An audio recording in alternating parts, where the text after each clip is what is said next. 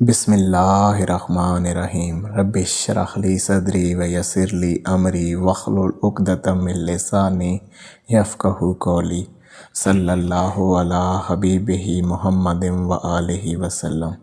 السلام علیکم۔ آج کا ہمارا موضوع ہے کہ کیا انسان کسی مرشد کامل و مکمل کی صحبت اور بیعت کی بنا ہی اللہ کا قرب حاصل کر سکتا ہے، یا کوئی بھی شخص اللہ والوں کی صحبت کی بنا ہی اولیاء کاملین کی صف میں شامل ہو سکتا ہے؟ تو اس کا جواب ہے بالکل۔ کوئی بھی شخص اللہ والوں کی صحبت اور بیعت کے بنا بھی اولیاء کاملین کی صف میں شامل بھی ہو سکتا ہے اور اللہ کا قرب بھی حاصل کر سکتا ہے، لیکن اس کے لیے کچھ مدت، کچھ عرصہ کی ضرورت ہے۔ اور وہ عرصہ بتانے سے پہلے میں آپ سے یہ عرض کرنا چاہوں گا کہ آپ کے میسیجز اور سوالات مجھے موصول ہوتے رہتے ہیں، اور سب کو فرداً جواب دینے سے میں نے یہ سمجھا ہے بہتر کہ آپ لوگوں کے ساتھ ایک گروپ کے اندر ڈسکشن کر لی جائے۔ تو کچھ گروپس بنا کر ان کے لنکس ڈسکرپشن کے اندر دے دیے گئے ہیں، آپ ان گروپس کو جوائن کر لیجئے۔ انشاءاللہ تعالی ہمارے پیغامات آپ کو وہاں گروپس کے اندر وصول ہوتے رہیں گے، اور ہم یہ بھی سوچ رہے ہیں کہ انشاءاللہ ہر اتوار کے دن زوم میٹنگ کے اندر آپ کو لنک بھیج دیا جائے، جس کے ذریعے سے آپ اس میٹنگ میں جوائن ہو جائیں اور ہم آپس میں 1 to 1 گفتگو کر لیں، آپ کے سوالات بھی سن لیں، آپ کو ذکر کے متعلق بھی بتا دیں، اور اولیاء اللہ کا فیض بھی آپ کو دیں، جو ہم ختم خواجگان کے ذریعے سے اور ذکر و فکر کے ذریعے سے۔ آپ ان گروپس میں جوائن ہو جائیں، انشاءاللہ آپ کا ہمارا رابطہ رہے گا۔ اب ہم اپنے موضوع کی طرف لوٹتے ہیں کہ اولیاء اللہ کی صف میں شامل ہونے کے لیے کیا مرشد کامل و مکمل کی صحبت اور بیعت ضروری نہیں ہے؟ تو بالکل ایسا ہی ہے۔ اس صحبت کے بغیر بھی آپ اولیاء اللہ کی صف میں شامل ہو سکتے ہیں، لیکن اس کے لیے جو درکار عرصہ ہے وہ تقریباً 309 سال کا عرصہ ہے۔ 309 سال کی ریاضت اور مجاہدے کے بعد آپ مکمل شریعت پر چلیں اور طریقت کے اخلاص کو اپنائیں، اور اللہ کی طرف اپنی ذات کی سپردگی دے کر چلتے رہیں تو انشاءاللہ 309 سال کے بعد آپ اولیاء کاملین کی صف میں بھی شامل ہوں گے اور اللہ کا قرب بھی حاصل کر لیں گے۔ تو یہ اس کے لیے کچھ مخصوص عرصہ ہے جس کے بعد آپ اللہ کا قرب حاصل کر سکتے ہیں۔ اب آتے ہیں کہ اللہ والوں کی صحبت میں یا مرشد کامل و مکمل کی صحبت میں کتنا عرصہ درکار ہوتا ہے کسی کو اولیاء کاملین کی صف میں شامل ہونے کے لیے۔ تو اس کے لیے کسی بھی سالک کو اگر وہ مرشد کامل و مکمل کی ایک صحبت، کم سے کم ایک صحبت یا 2 صحبتیں، یا زیادہ سے زیادہ اگر وہ 40 صحبتیں اپنے شیخ کی حاصل کر لیتا ہے، 40 صحبتوں میں اپنے شیخ کے بیٹھ جاتا ہے، تو اللہ سبحانہ تعالیٰ اس کا نام اولیاء کاملین کی صف میں شامل فرما دیتے ہیں۔ اب اس اولیاء اللہ کی صف میں جو اس کی شمولیت ہوئی ہے، اس کا اظہار اب اللہ کب کرے، یہ اللہ کی ذات پر ہے کہ اللہ کب اس کی ذات سے اپنی دوستی کا اظہار کر دے، لیکن وہ کم سے کم ایک صحبت یا 2 صحبتیں یا زیادہ سے زیادہ 40 صحبتوں کے بعد اولیاء کاملین کی صف میں شامل بھی ہوتا ہے، اور اللہ کا قرب بھی اسے حاصل ہوتا ہے، کیونکہ وہ قرب یافتہ لوگوں کے ساتھ بیٹھ گیا۔ اس کی مثال ایسے ہی ہے جو ابھی پہلے بات کی کہ بلا واسطہ جو اللہ تک پہنچتے ہیں، یعنی کہ کسی واسطے کے بنا، کسی شیخ کے بنا اور واسطے کے ساتھ، ان دونوں کی مثال ایسے ہی ہے۔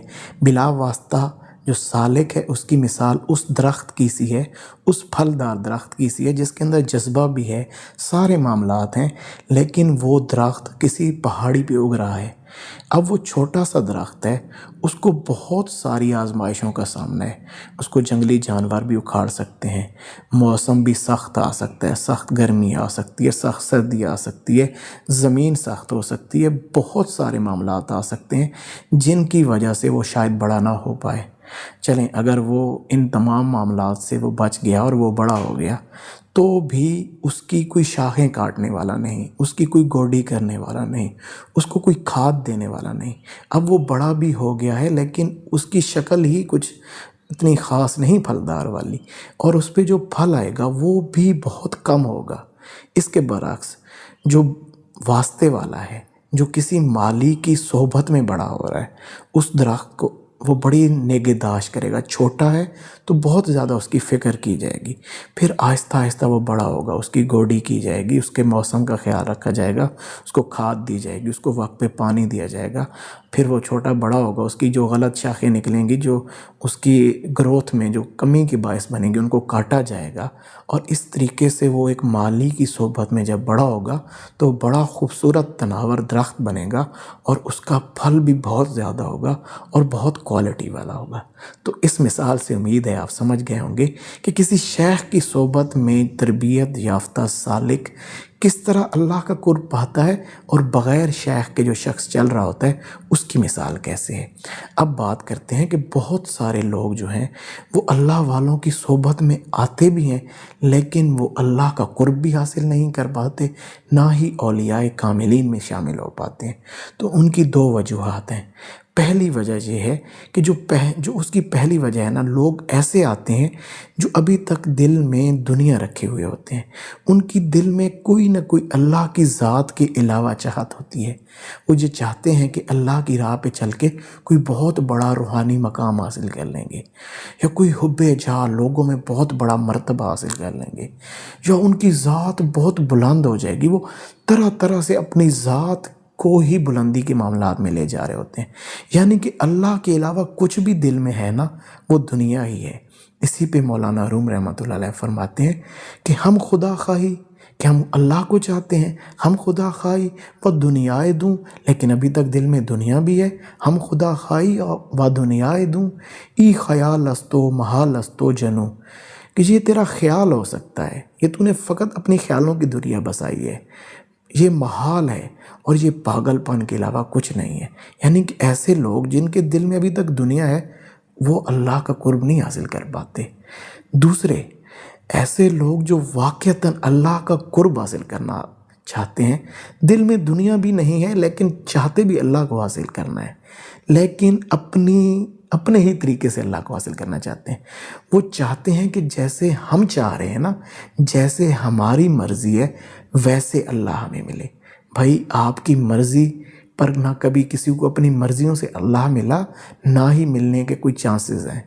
مٹا دے اپنی ہستی کو گر کچھ مرتبہ چاہیے، مٹا دے اپنی ہستی کو گر کچھ مرتبہ چاہیے، کہ دانہ خاک میں مل کر گل و گلزار ہوتا ہے۔ اپنی ہستی کو ختم کرو گے، مٹا دو گے خود کو، اور سرنگوں ہو جاؤ گے، غلامی اختیار کرو گے، تو ضرور گل و گلزار بنو گے۔ کل کو اللہ تمہارا مرتبہ ضرور بلند کر دے گا۔ لیکن اگر تم ویسے ہی رہے، اپنی مرضیاں کی تم نے، تو کسی صورت تم اللہ کا قرب نہیں پا سکتے۔ تو یہ ہم نے اس سے کیا سیکھا کہ ایسے لوگ جو دل میں دنیا رکھتے ہیں وہ کبھی اللہ کو نہیں پا سکتے۔ وہ دنیا، اب خود ہر بندہ اپنی دنیا دیکھ لے، اس کے دل میں اللہ کے علاوہ کیا چاہت ہے، اللہ کے علاوہ وہی اس کی دنیا ہے۔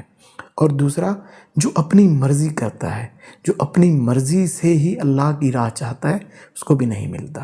سیدنا غوث پاک فرماتے ہیں اگر کسی سے اللہ کا راہ پوچھنے جاتے ہو تو اس کے دروازے سے باہر ہی اپنا علم بھی رکھ دو اور اپنا عمل بھی رکھ دو۔ علم اور عمل دونوں سے اپنے آپ کو ننگا کر کے جاؤ، ان چیزوں کو باہر رکھو، اور پھر جا کے ان سے اللہ کی راہ پوچھو، وہ ضرور تمہیں اللہ کی راہ بتا دیں گے، اگر وہ واقعتاً اللہ والے ہوئے تو۔ اب میں اس میں ایک چھوٹی سی اللہ والوں کی شان بیان کر دوں کہ اللہ والوں کی کیا شان ہے۔ امام جلال الدین سیوطی رحمۃ اللہ علیہ، آپ اپنے 10ویں صدی کے مجدد، 2,00,000 احادیث مبارکہ، جن کو حافظ ہیں 2,00,000 احادیث مبارکہ کے، نہ جانے کتنی کتابیں لکھی ہیں، آپ ایک واقعہ لکھتے ہیں۔ آپ فرماتے ہیں کہ ایک شہر کے اندر ایک ولیہ تھی، پارسا نیک عورت تھی، اس کا وصال ہو گیا۔ اب اس کا وصال ہوا تو اس علاقے کے اندر ایک کفن چور تھا۔ کوئی بھی شخص جب وہ مرتا تازہ تو وہ کرتا یہ تھا کہ جا کے اس کا کفن اتار لیتا تھا۔ تو جب وہ ولیہ، وہ اللہ کی پارسا نیک عورت بھی فوت ہوئی تو وہ اس کے جنازے میں شامل ہوا۔ پھر اسی طاق میں رہا، جب اس کو دفنایا گیا اس نے رات کا انتظار کیا، اور انتظار کرنے کے بعد جب سب لوگ چلے گئے تو رات اس کی قبر پہ جا پہنچا، قبر کھودی، اوپر سے وہ اس کے جو تختے تھے وہ ہٹائے، اور پھر جا کے جب وہ اس کے کفن تک پہنچا، اور جیسے ہی اس نے کفن پہ ہاتھ رکھا اور کفن کو کھینچنا چاہا تو اس عورت نے جو کہ اس قبر کے اندر تھی اس نے اس کا ہاتھ پکڑ لیا۔ اب جب اس قبر میں اس نے اس کا ہاتھ پکڑا تو وہ تو اس کے ڈر کے مارے اس کے رونگٹے کھڑے ہو گئے۔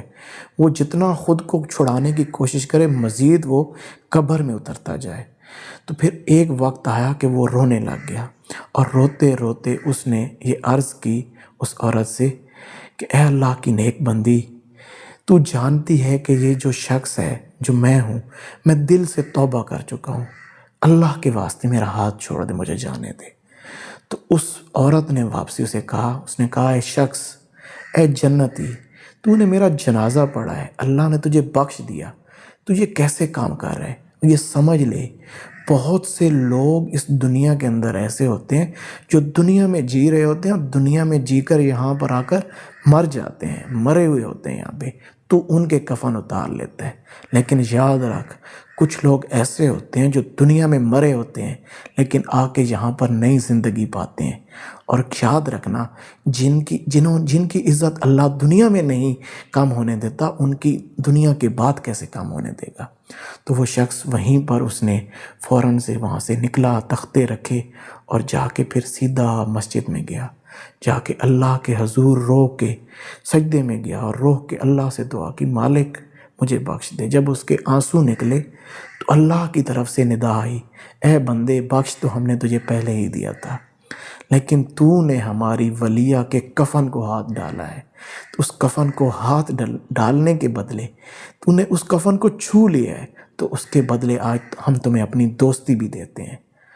تو سبحان اللہ، میں قربان جاؤں اپنے مالک پہ جو اپنے ایک دوست کے جو اس دنیا سے بھی چلا گیا، اس کے کفن کو کسی اور نیت سے چھونے والے کو اپنی دوستی دے دے۔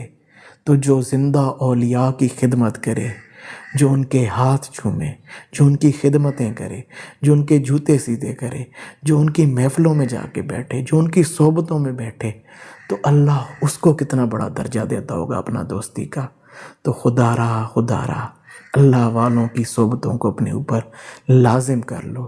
اگر ایک اچھا انسان بننا چاہتے ہو تو اللہ والوں کی صحبتوں میں آ جاؤ، اور صحبتوں میں آ کے اپنے آپ کو ایک خوبصورت انسان کی صورت میں دنیا کے سامنے ظاہر کرو۔